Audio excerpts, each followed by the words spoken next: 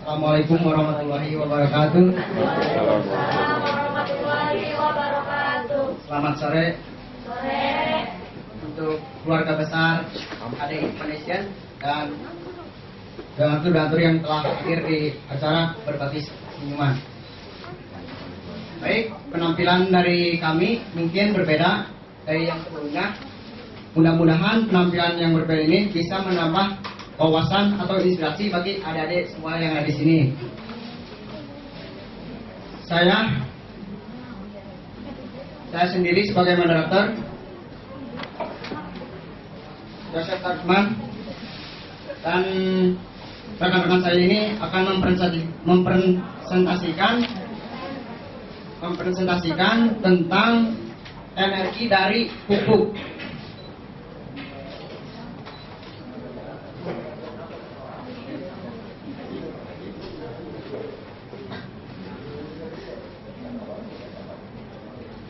Baik, karena di pertanian organik ini kami punya lagu, jadi kami ini di pertanian organik ini setiap sambil menunggu ini, jadi di pertanian organik ini kami juga punya lagu. Jadi pada saat setiap hari satu minggu sekali, jadi anak-anak itu entah itu kalau tidak hari Jumat, hari Minggu, jadi meluangkan waktunya. Padahal teman-teman di Pangarasan itu lumayan jauh ke sekolah, jadi mereka itu meskipun jauh tapi tetap semangat untuk belajar, untuk menambah life skill tentang mereka. Kami juga sebelum setiap mulai acara kegiatan pertanian organik ini, kami di sini punya lagu. Jadi supaya pada saat kami melakukan pembelajaran, jadi pemikiran kami semua ini tetap fokus bahwa kami misalnya raga kami di sekolah, jadi pemikiran kami tidak di luar atau gimana. Jadi makanya kami punya lagu mars tentang pertanian organik. Untuk bertiga mungkin kami akan menyanyikan. 1, 2,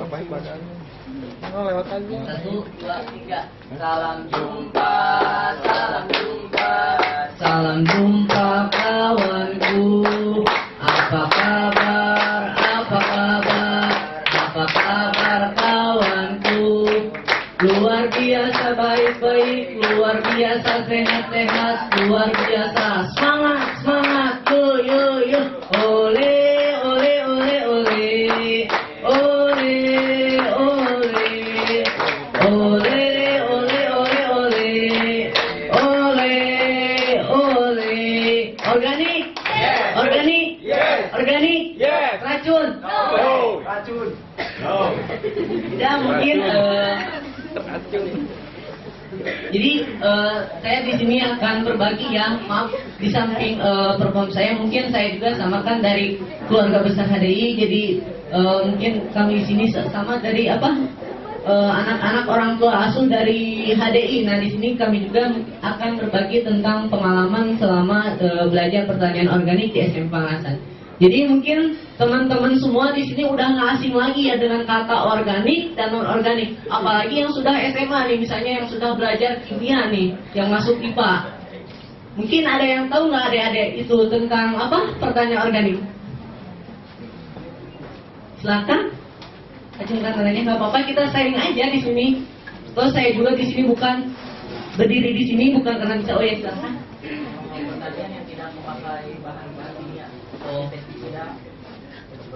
Oh bagus, ya 100 buat anak. Mungkin dari ada yang lain, silakan.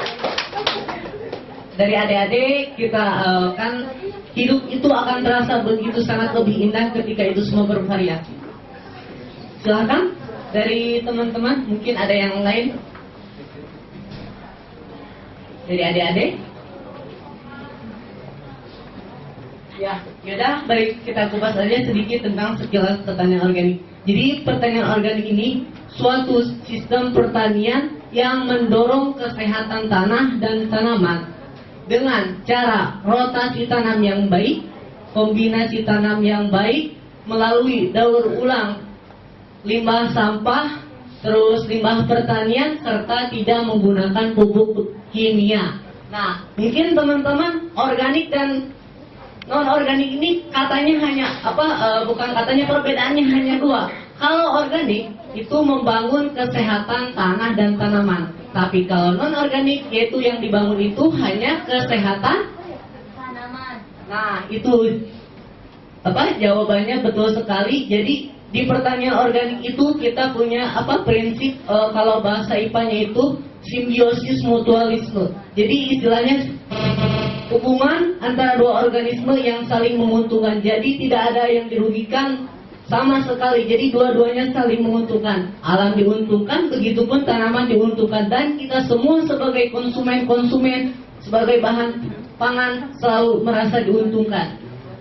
Nah, mungkin di sini akan dibahas juga tentang manfaat pertanian organik dan juga bahaya dari penggunaan pupuk kimia dalam kehidupan sehari-hari pada para sayuran atau buah-buahan yang akan disampaikan oleh Saudara Nasir. Silakan kepada Saudara Nasir. Assalamualaikum warahmatullahi wabarakatuh. Waalaikumsalam. Terima kasih Saudara Haji telah meluangkan waktunya untuk saya menjelaskan apa bahaya pupuk kimia atau residu kimia untuk lingkungan kita semua. Kita mulai dari sejarahnya dulu. Sejak tahun 1960-an, Presiden Soeharto menggagas untuk Indonesia untuk merevolusi pertanian dari pertanian organik yang diajarkan oleh para kolonial Belanda untuk beralih ke pupuk kimia. Padahal kita lihat sekarang pupuk kimia sangat merugikan bagi para petani di Indonesia, terutama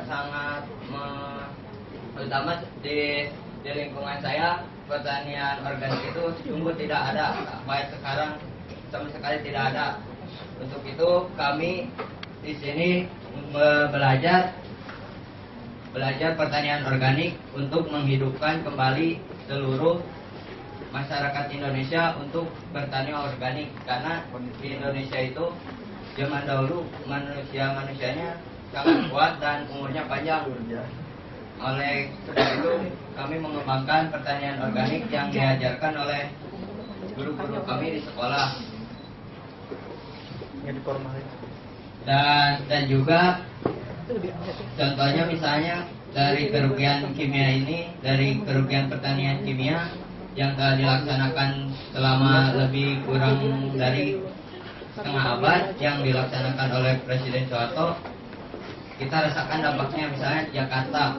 Dahulu di Jakarta ini kan tempatnya berair, rawa-rawa dan banyak sawah, terutama sawahnya itu dulunya sawah organik.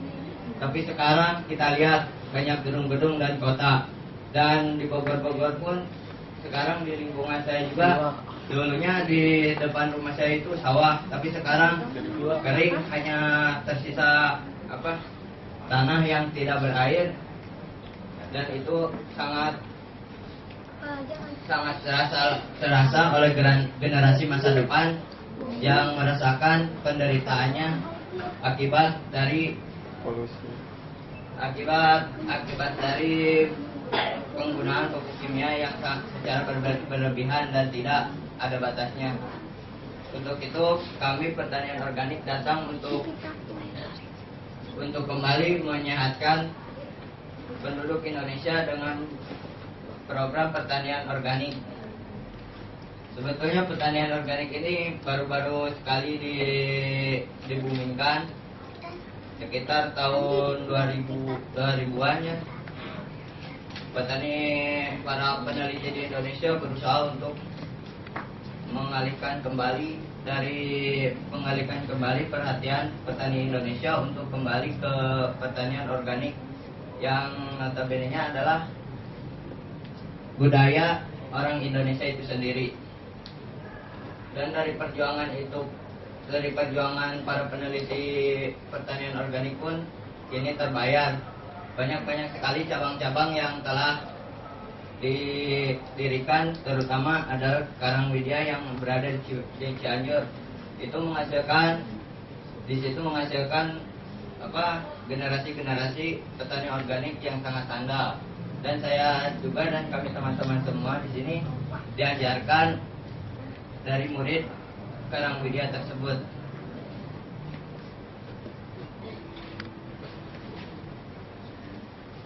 Untuk lebih jelasnya lagi, kita langsung saja lihat eksperimen dari kami, sedikit eksperimen dari kami tentang uji nutrisi pupuk kimia dan pupuk organik. Kita lihat pupuk organik tidak kalah bagusnya dengan pupuk kimia.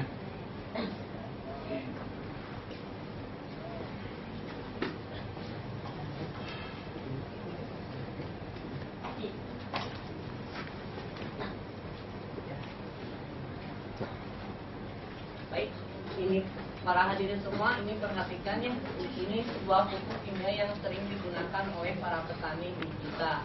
Nah, ini namanya kalau nggak salah, bukan kalau nggak salah, namanya pupuk urea. Tahu nggak teman-teman apa coba kandungan pupuk urea? Mungkin teman-teman udah nggak asing lagi, Pak mau kemana? Misalnya dari orang tuanya petani, Pak mau kemana? Mau beli pupuk urea. Tahu nggak teman-teman pupuk urea itu apa coba kandungannya? Nitrogen. Oh iya benar. Nah, nitrogen ini merupakan sebuah unsur pupuk yang mana untuk mempercepat pertumbuhan daun seperti daun dan pertumbuhan segala apa misalnya batang, akar dan lain sebagainya. Nah, di sini juga kami tidak kalah. Kami di sini punya pupuk sama yang kandungannya nitrogen. Bahannya sangat mudah sekali. Mungkin kalau ini kita dapatkan dari daun sirsa, terus daun kirinyo, daun hujan. Mungkin di sini karena semua orang-orang kota ya jadi nggak tahu daun kirinyo, daun hujan itu apa. Nah, jadi kesimpulannya apa sih dari pupuk ini? Kalau ini pupuk urea, kita kalau mau punya pupuk urea, kita itu harus beli dengan mengeluarkan uang. Tapi dengan kita punya prinsip bertani secara organik, kita bisa mendapatkan secara cuma-cuma. Misalnya di lingkungan kita mengambil daun sirsak contohnya, terus kita remas, terus difermentasikan menggunakan, terus direndam juga pakai air, itu semua sudah jadi pupuk yang sama dengan kandungannya dengan pupuk urea. Jadi kalau orang yang berprinsip ekonomi, teman-teman mungkin di sini kalau sudah tahu mau pilih pupuk urea yang kimia dengan menggunakan uang misalnya 6.000, ataukah misalnya di pekarangan rumah punya pohon sirsak yang kita tinggal meremas dengan tangan, dikasih air, itu apa sudah cukup? Apakah mau pilih kimia atau mau pilih organik nih teman-teman misalnya? Nah, untuk membuktikan tidak kalahnya pupuk kimia dan organik, kita akan buktikan. Maaf ya teman-teman. Nah, ini pupuk urea, kita akan buktikan. Menyala dengan terang? Kelihatan yang belakang? Nah, ini juga dicelupkan pada pupuk urea yang kimia. Nah, kami juga di sini tidak kalah. Bisa menciptakan pupuk yang sama dengan kandungannya dengan urea, yaitu pupuk nitrogen yang tadi saya sudah jelaskan dari sirsak itu. Dari daun sirsak, maaf bukan buahnya ya. Nah, cepat. Tuh. Benar tidak? Gimana nih? Tadi dari yang pertama dengan yang awal, cerah yang mana nih? Tidak. Nah, di sini juga kami menyediakan sebagai sampel yaitu pupuk TSP yang istilahnya lebih kandungannya itu fosfat. Jadi kandungan fosfat itu kalau menurut kandungannya fosfat itu untuk memperkuat akar dan batang. Jadi dengan menggunakan pupuk fosfat para petani jadi pertumbuhan tanaman itu, akar dan batangnya itu menjadi kuat. Nah, di pertanian organik juga kami tidak kalah. Kami juga di sini sama punya pupuk yang kandungannya dari fosfat. Coba ada yang tahu nggak dia hasilnya dari apa? Kalau di pertanian organik fosfat itu dari alam loh, dan mudah sekali. Ada yang tahu nggak? Coba. Ayo.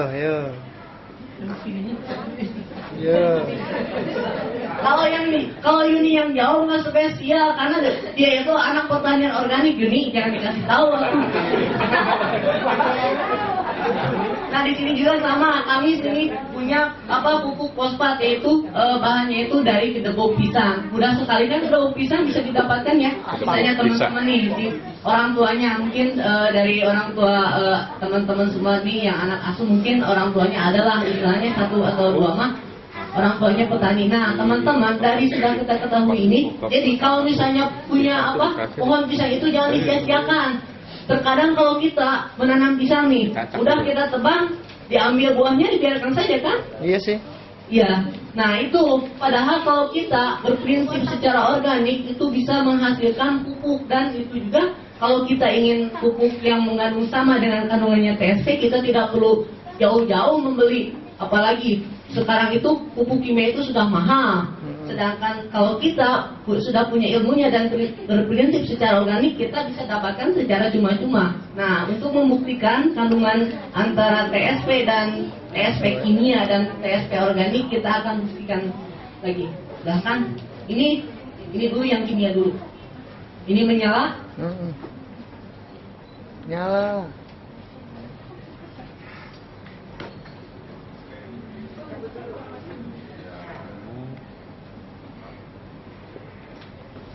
Maaf ya, prosesnya lama kalau nggak diginiin, soalnya teman saya nanti mati lagi ketemu.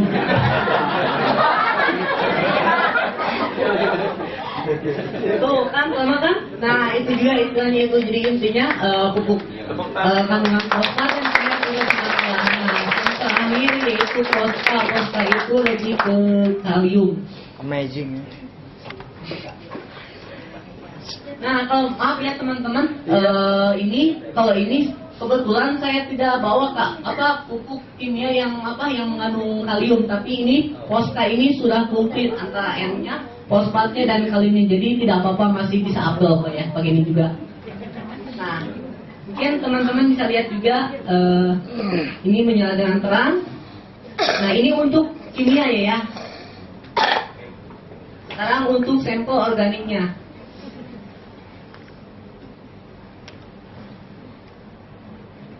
Oh, kalau nggak dilap, betul. Nah kalau ini namanya M4, efektif mikroorganisme lokal. Nah bahan-bahannya itu sangat mudah sekali, sama juga silakan saudara Asep dicoba juga. Nah istilahnya intinya gini, jadi meskipun ini sama menghasilkan kandungan, dan ini juga menghasilkan kandungan yang baik, jadi istilahnya kita berpikir secara logikanya. Kalau ini kita ingin mendapatkan pupuk NPK itu kita harus beli. Terus kalau ini bisa kita dapatkan secara mudah dan memerlukan biaya, tidak sama sekali memerlukan biaya. Dan juga kalau organik itu sudah terbukti secara kandungannya itu sangat sehat dan menyehatkan tubuh. Terus kalau kita menggunakan mengkonsumsi sayuran atau buah-buahan yang mengandung unsur sisa-sisa pestisida kimia ini yang biasa para petani gunakan, itu mungkin pestisidanya itu masih menempel di daun-daunan dan sehingga akan mengandung residu kimia yang membahayakan sangat tubuh. Misalnya kanker, terus ke otak. Jadi ini kalau teman-teman mungkin mungkin terkadang kita suka berpikir, kenapa ya otak saya itu lemot, maaf ya misalnya, mungkin apakah itu salah juga dari misalnya kita itu termasuk mengkonsumsi bahan kimia yang dari makanan, mungkin itu apalah salahnya itu. Nah mungkin dari hasilnya itu kami di sini hanya sebagai berbagi, istilahnya sharing lah. Iya. Kalau masalah ininya setelah menyaksikan ini, penampilan ini, terserah para hadirin semua dari awal ini, silakan apakah Anda mau masih menggunakan mengkonsumsi sayuran dan buah-buahan yang mengandung residu kimia, ataukah yang berasal dari alam organik. Hidup Asep. Silahkan, itu tergantung pilihan masing-masing. Oke, mungkin hanya itu yang bisa saya sampaikan. Mungkin dari peserta di sini ada yang mau bertanya-tanya. Hidup Ya. Yang terakhir bahannya apa ya? Kok saya tertarik? Oh, yang ini. Iya. Bajigur. Ini bahannya yang ini apa? Iya, yang poster. Yang mau ini bahannya pertama dari gedebok pisang, bakatul, tahu ibu bakatul? Nah, itu dia. Nah, itu bubut kalau orang Sunda mah.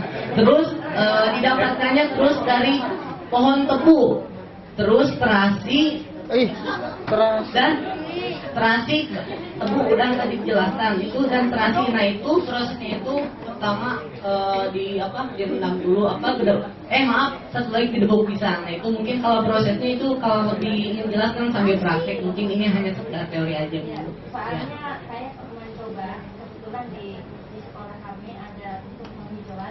Ya. Saya memberi pupuk itu tidak menggunakan pupuk urea atau TSP dan yang lain-lain, tapi hanya menggunakan garam dan sasa, micin.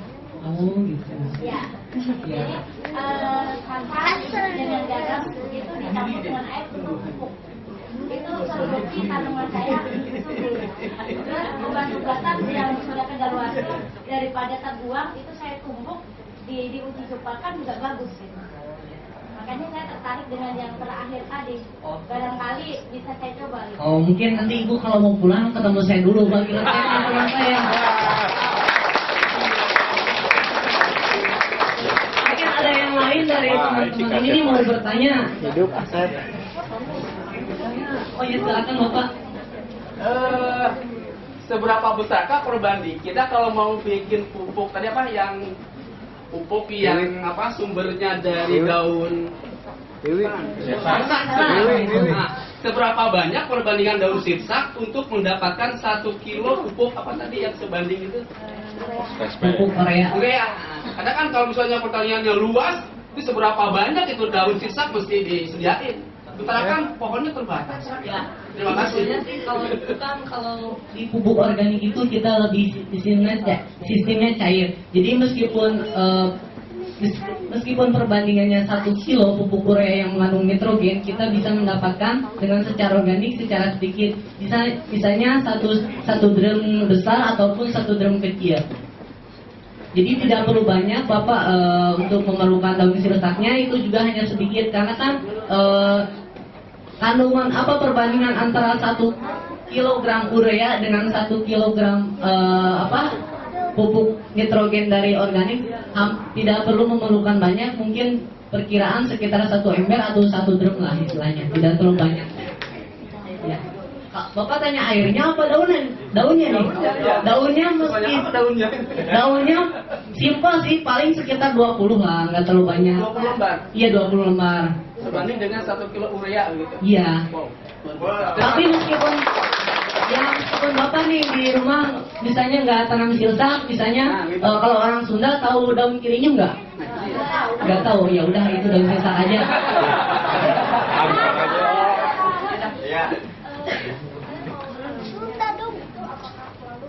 Organik itu harus selalu diberikan, karena saya dengar rotasi tanaman itu juga ada tujuannya. Iya. Ini sudah bilang rotasi tanaman tujuannya apa? Ditanami tanaman. Mana sih Dewi? Tanaman. Nah, Simek dong. mungkin terima kasih atas jawabannya. Saya akan jawab. Pertanyaannya, aduh. Belum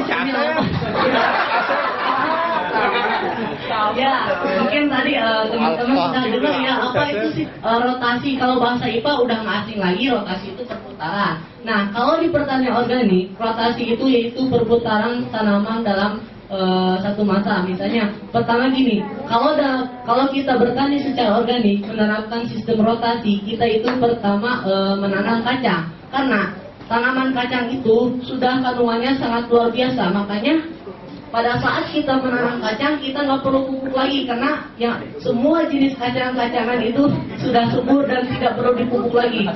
Teman-teman tahu nggak sih apa sih kandungan yang terdapat di dalam kacang itu sehingga menyuburkan tanaman lain? Tahu nggak? Nah, dalam tanaman kacang itu mengandung 3 unsur yaitu nitrogen, fosfat, dan kalium. Nah, setelah itu kacang kita tanam setelah kita tanam kita panen. Nah, kandungan nitrogen, fosfat, dan kaliumnya itu tersimpan dalam tanah sehingga menjadi unsur hara untuk tanaman nanti. Nah, setelah kacang-kacangan kita tanam lagi dengan daun-daunan. Daun-daunan biasanya memerlukan unsur apa? Unsur kacang. Nitrogen. Nah, tadi unsurnya ada 3, kurangi 1 cuma berapa adik-adik coba? Kalau di teknik ini, padahal itu pertanyaan sangat mudah, kalau nggak jawab berarti itu tandanya Anda tidak konsen. Nah, itu kan nitrogennya itu diserap oleh daun-daunan. Nah, dalam tanah itu masih ada 2 unsur lagi yaitu fosfat dan satu lagi apa? Kalium. Nah, terus setelah kita tanam daun, lalu kita tanam lagi buah. Buah itu biasanya memerlukan apa? Nah, buah itu biasanya memerlukan unsur fosfat. Nah, fosfat itu akan memberikan unsur hara kepada tanaman buah-buahan. Nah, berarti kandungannya tinggal berapa lagi, Pak? Tahu jawabannya, soalnya saya ngajung gini.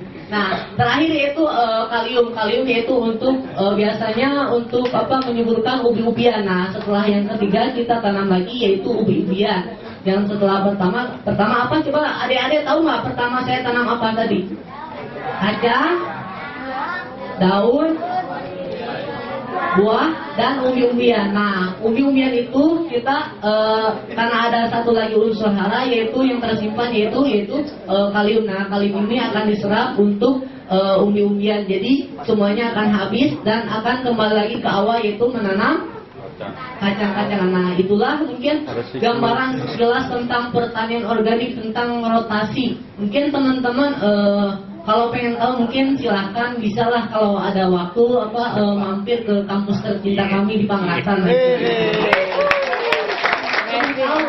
kita sambil sharing belajar apa sih misalnya rotasi tadi. Mungkin pada saat bulan puasa kemarin Ajis menjelaskan tentang rotasi. Nah, saya ingin tahu saya mau sekalian silaturahmi ke Pangerasan, silakan. Pintu SMP Pangerasan akan selalu terbuka untuk Anda semua. Hidup Asep. Mungkin silakan dari silakan. Saya kan tinggalnya di pesisir ya, di daerah pantai gitu. Jadi itu pupuk yang bagus untuk daerah saya itu yang mana? Supaya turunan subur gitu di daerah saya di pesisir. Oh, mohon maaf sekali ya, karena kami belajar di pertanian organik itu kami menerapkan sistem pertanian organik yang di dataran tinggi. Karena kan kalau pantai itu biasanya dataran rendah. Jadi mohon maaf sekali atas kekurangannya saya tidak bisa jawab ya, maaf.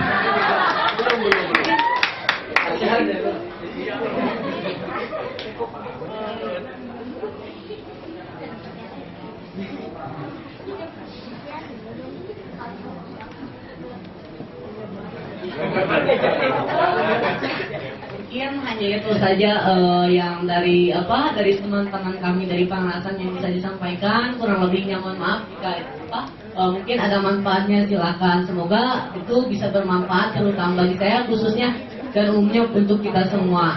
Itu mungkin hanya itu saja dari perform saya. Sebetulnya sih ini bukan perform tapi istilahnya sharing lah istilahnya gitu. Mungkin hanya itu, kurang lebih mohon maaf.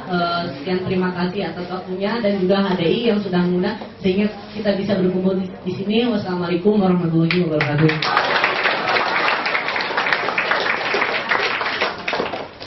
Hidup Asep.